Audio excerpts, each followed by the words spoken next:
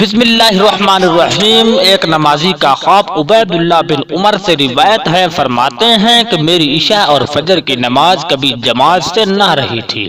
ایک رات میرے پاس کچھ مہمان آ گئے، دن میں مشغولیت کی وجہ سے میری عشاء کی نماز جماعت سے جاتی رہی۔ چنانچہ میں نکلا کہ شاید عشاء کی نماز کی جماعت بصرہ کی مسجد میں مل جائے، لیکن تمام لوگ نماز پڑھ کر فارغ ہو چکے تھے اور مسجد بند ہو چکی تھی۔ پھر میں اپنے گھر لوٹ آیا اور میں نے سوچا کہ بلا شبہ حدیث پاک میں آیا ہے کہ جماعت کی نماز فضیلت رکھتی ہے، اکیلے پر 27 درجے۔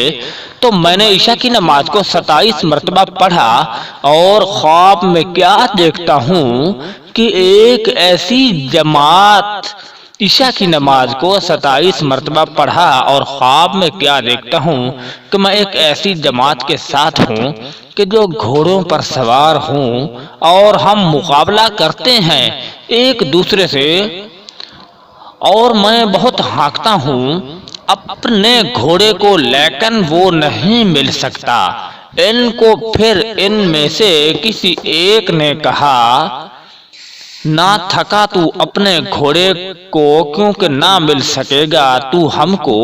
میں نے کہا کہ کیا وجہ ہے؟